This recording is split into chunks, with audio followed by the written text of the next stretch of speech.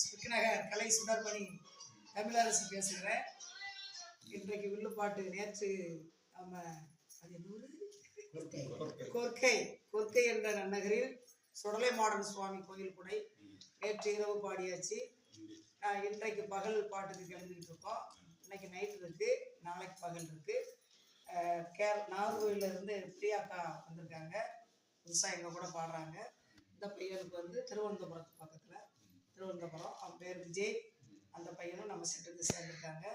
அவங்க நல்ல பேச்சாளர், நாடகத்துக்கு போவாங்க, நல்ல ஒரு திறமை உள்ள பையன். இன்றைக்கு வில்லுப்பாட்டு நான் படிக்கணும், உங்கள் செட்டுக்கு வரேன் அப்படின்னு சொல்லி வந்திருக்காங்க. நம்ம வில்லு கலையில் அவங்க இறங்குறாங்க. வருங்காலத்து இந்த முத்துகிருஷ்ணன் பூச்சிக்காடு, இந்த பையன் வந்து இன்றைக்கு குடம் பழகி இந்த ஊரில் குடம் அடிச்சிட்டாரு. இனிமேல் இவர் தான் குடம் வாத்தியார், குடத்துக்கு பழகிட்டாங்க அப்படின்ட்டாரு. குடத்துக்கு சொல்லி கொடுத்தாச்சு.